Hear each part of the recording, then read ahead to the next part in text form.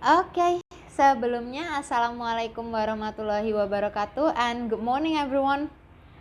Alright, so before we start our lesson today, let's say a short prayer, shall we?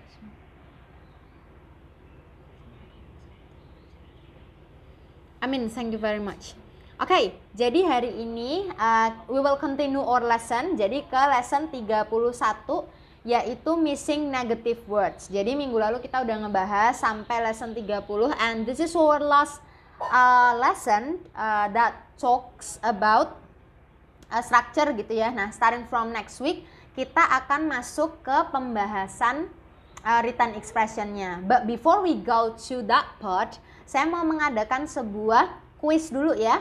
Jadi minggu depan kita akan adain quiz dulu yang membahas tentang lesson yang udah kita pelajarin mulai dari materi structure-nya ya. Jadi nanti saya akan kasih infonya lewat grup WhatsApp. Cuman hari ini kita akan ngebahas ini dulu as the last material that will be tested next week gitu ya. Nah, kita akan membahas tentang lesson 31. Lessonnya quite short. Jadi nanti waktu yang kita punya kalian bisa pakai untuk belajar lebih lanjut lagi ya. Kalaupun kalian punya pertanyaan, kalian bisa tanyain juga ke WhatsApp saya like anytime, silahkan ditanyain aja. Jadi nanti kalau misalnya punya any issues regarding with this video or other materials that we have talked about, nanti kalian bisa langsung tanyain ke WhatsAppnya Miss Anggit ya. But today kita akan membahas tentang yang ini. Si lesson 31 ini yang judulnya adalah missing negative words. So basically I'm gonna explain dulu tentang the word negative itself. Jadi kalau di bahasa Inggris itu utamanya pada pembahasan grammar ya, sesuatu yang kita bilangnya negatif itu bukan dia itu jelek. Like when we are talking in bahasa Indonesia tentang sesuatu yang negatif itu kan pasti jatuhnya kayak jelek gitu ya. Ini tuh sebenarnya tuh enggak. Jadi negatif di dalam bahasa Inggris itu simply karena dia itu punya unsur notnya.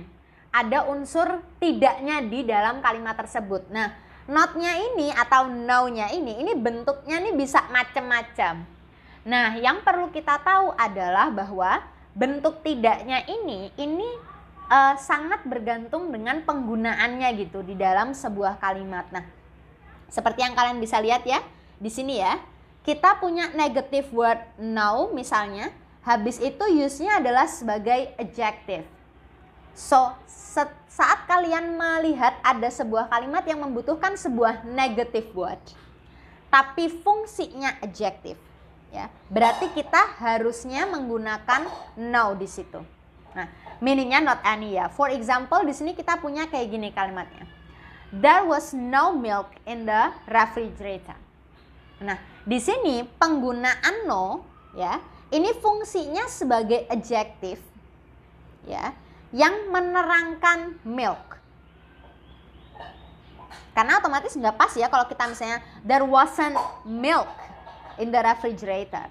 Kan jadinya agak aneh gitu ya. Karena memang di sini penggunaan no fungsinya adalah sebagai adjective yang menerangkan milknya.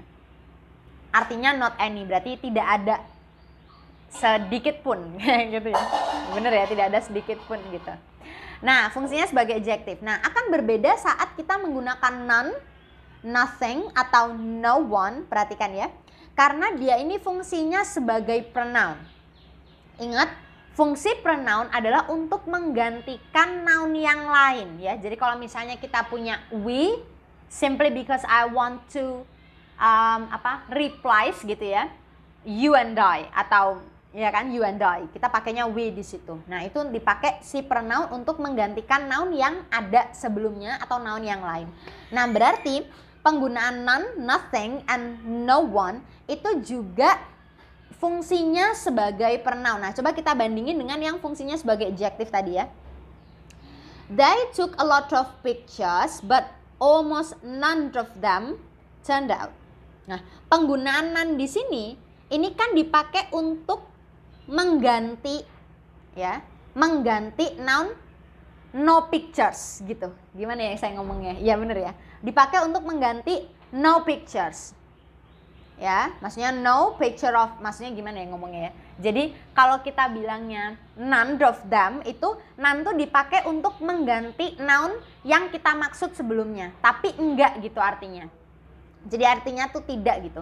Nah kalau kalian lihat di sini ya, they took a lot of pictures but almost none of them. None ini kan masih mengarah pada pictures-nya, tapi tidak gitu. Jadi tidak, maksudnya dia tidak ada pictures ya of them turn out.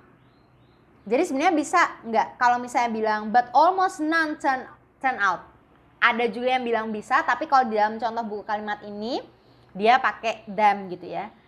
Enggak masalah juga, ininya kan tidak ada satupun dari pictures tersebut. Nah dia bisa menggantikan the word picture ya di dalam kata none-nya itu. Makanya dia fungsinya sebagai pronoun, artinya not one, tak satupun gitulah ya. Nah nothing ya juga pronoun, artinya not anything. So there was nothing in his briefcase. Ya, tidak ada sesuatu apapun in his briefcase. Jadi fungsinya menggantikan thing tapi no gitu. Jadi dia tuh menjadi pronoun tapi at the same time membawa meaning tidak gitu. Jadi tidak ada sesuatu pun di dalam briefcase-nya. No one juga bisa menjadi pronoun, artinya not anyone. Berarti kalau yang not one sama yang not anyone tuh bedanya apa, Miss? Atau yang not one sama yang not anything? Kalau nothing itu exactly refer to thing, tapi kalau none ini bisa menggantikan benda, bisa menggantikan ya benda ya, almost benda ya rata-rata ya. Cuman memang ada beberapa konteks yang dia juga bisa menggantikan orang, hanya agak jarang gitu ya. Biasanya dia dipakai untuk benda. Nah, kalau orang biasanya kita pakai no one ya. Not anyone meaningnya. So no one arrived at the meeting on time. Berarti di sini kita melihat bahwa no one sebenarnya dia tuh adalah sebuah pronoun yang mengganti sebuah noun, tapi nounnya ini tidak ada. Nah gitu. Jadi gimana tuh, agak ribet ya ngomongnya. Intinya dia tuh menjadi pronoun menggantikan suatu noun, tapi dia membawa meaning tidak gitu di situ. So no one means ya nggak ada seseorang pun, tapi dia fungsinya sebagai pronoun. Begitu ya. Tidak menjelaskan sesuatu seperti no adjective tadi. Nah kita lihat yang nor sekarang. Nor ini fungsinya adalah conjunction. Secara meaning and blank not. Jadi yang di depan enggak, yang di belakang juga enggak. Kalau saya bisa bilang kayak gitu ya. Misalnya kita lihat di sini. He's never been fishing. Perhatikan, ada kata never di situ. Nah, never ini juga negative word. Dia juga menunjukkan meaning tidak di situ, ya kan? So he's never been fishing, berarti dia tidak pernah mancing. Nor does he plan to go. Jadi dia juga tidak pernah plan to go. Dia nggak pernah intentionally mau mancing gitu ya. Kalau di bahasa Indonesia kayak gitulah kira-kira. Nah jadi nor ini meaningnya membuat, dia tuh ada n-nya, tapi di situ ada meaning not-nya gitu. Jadi yang di belakang setelah nornya ya ini ya, yang does he plan to go, meskipun tidak ada kata not-nya di situ ya, does he plan to go, tapi nor di depannya ini tuh sebenarnya udah membawa unsur not gitu. Ya, dia udah membawa unsur not di situ. Oh, ini dibalik ya, Miss. Iya, jadi ada beberapa yang negative words itu dibalik. Nah, itu later lah ya kita bahas ya. Karena lebih bagus pembahasannya nanti di written expression bukan di structure. Tapi ada itu tuh memang ya ketentuannya yang dibolak-balik kayak gitu. Intinya nor itu artinya adalah and not. So we simply put no because we want to squeeze the word and sama not-nya itu, ya udah kita pakai nor aja gitu ya. Oke ya. So without meaningnya adalah preposition. Nah, ingat, kalau preposisi ya berarti dia membutuhkan noun setelahnya. Ya, karena kan dia butuh objek ya. Si preposisi ini butuh objek, kan gak lucu kalau tiba-tiba saya bilang well, she likes her coffee without, udah gitu doang. Kan ya nggak lucu gitu ya, kayak nggak komplit kalimatnya. Karena memang preposisi itu biasanya membutuhkan objek. Nah, berarti kalau kalian menemukan titik-titik habis itu kok ada noun, ya kecenderungannya dia berarti kalau nggak adjective ya preposition. Berarti kan bisa pakai no atau bisa pakai without. Ya tergantung nanti kebutuhannya kemana gitu ya. Nah, contoh example-nya kita punya she likes her coffee without milk or sugar. Ya, otomatis dia membutuhkan noun setelahnya. Kita bisa lihat di sini setelah without kita punya milk or sugar. Ini noun ya dua-duanya ya. Oke, sekarang kita lihat kata never. Nah, never itu fungsinya adverb.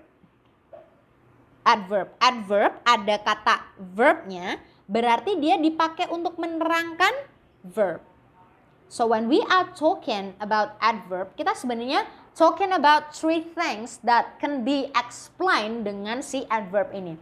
Yang pertama adalah adjective. Ya. Jadi adverb tuh bisa dipakai buat menerangkan adjective, dia bisa juga dipakai untuk menerangkan verb, dan dia bisa dipakai untuk menerangkan adverb yang lain gitu. Saya pernah kasih beberapa contohnya di kelas ya. Intinya untuk yang sekarang kita bisa lihat bahwa meaningnya adalah at no time sebagai adverb ya. Nah, kita lihat I've never been to Alaska. So the word never di sini ini menerangkan verb of been-nya ya. So when we put never di situ, kita simply mau menerangkan tentang kata kerjanya gitu. Ya, dia add more information to the verb. So it is an adverb. Jadi fungsinya adverb ada di situ. Jadi kita nggak bisa menukar-nukar nih si negative word in a sentence. Jadi kita harus ngelihat bener-bener ini kira-kira kebutuhannya si kalimatnya ini tuh apa. Ya. Nah, di sini juga ada catatannya tuh. Kita lihat ya. The negative word not is used to make almost any kind of word or phrase negative. Jadi kita kalau meletakkan not itu membuat hampir semua, dia bilang almost ya, any kind of word or phrase negative. Kita bisa pakai dia di verbs, prepositional phrases, infinitives, adjectives, and so on. Ya. Dan dua-duanya si no dan not can be used before nouns depending on meaning. Jadi dia bisa dipakai di sebelum noun tapi harus bergantung pada maknanya. Nah, maknanya gimana, Miss? Kita harus bisa bandingin nih. There's no coffee in the pot. Berarti artinya abis gitu kan ya. Nggak ada tuh, udah abis tuh. Jadi kalau misalnya kamu tanyain orang, masih nggak kopinya? Sorry, there's no coffee in the pot. Abis. Tapi kalau kita bilangnya this is not coffee. So basically it is not coffee gitu kan. Ya berarti yang lain, bisa teh, bisa susu, bisa apa. Nah, kayak gitu. Jadi bedanya no dan not simply ada di situ kalau dia dipakai pada noun. Berarti yang ininya harus apal dong, Miss. Sadly yes. Karena kalau misalnya kalian apal ya, ini akan sangat memudahkan kalian untuk bisa memahami kalimat-kalimat in context. Tapi soal-soal dalam tipe negative words ini maksimal keluar 2 biji biasanya ya. Biasanya keluar tuh 2 biji dalam soal structure or even one of them. Tapi jarang ya keluar ya. Tapi lumayan ini bisa membantu kalian untuk memahami soal-soal. Nah, sampel itemnya ada di sini. Kita punya there's almost blank vegetation in the botlands, a barren region of South Dakota. I don't know on how to spell the Dakota maybe ya, gak tau lah ya. Yang penting itu ya. Nah, kita lihat sekarang. There is almost blank vegetation. Yang berakhiran ion-ion, ini kecenderungannya adalah noun. So ini noun nih, meskipun kita maybe nggak tahu artinya vegetation apaan. Kalau di bahasa Indonesia kan vegetasi ya, but I'm not really sure about the meaning. Apa sih sebenarnya vegetasi ki opo ya wes lah. Vegetation saya tahu ini noun ya, karena ada ionnya ya, kecenderungannya kayak gitu. Nah, berarti sekarang kita tinggal ngelihat, oh berarti kita membutuhkan something here because we want to complete the sentence. Kita lihat sekarang. Kita punya not, kita punya no, kita punya none, kita punya no. Nah, sementara di sini ada noun. Nah, berarti titik-titik ini otomatis akan menerangkan sesuatu yang noun. So we are talking about adjective then. Ya. Nah, yang bisa jadi adjective tadi apa? Kita punya know, tapi kadang kita juga bisa pakai not. Bener ya? Kadang kita juga bisa pakai not. Nah, yang bisa jadi adjective berarti yang ini nih, yang no-nya ya, karena dia membutuhkan adjective, karena simply di sampingnya ini kita menemukan ada vegetation dalam bentuk noun, so put adjective aja di situ. As simple as it is. Nah, biar kalian bisa lebih klik lagi gitu ya sama pembahasannya, kalian bisa coba exercise-nya ada 8 nomor di situ, nomor satunya udah dijawab ya.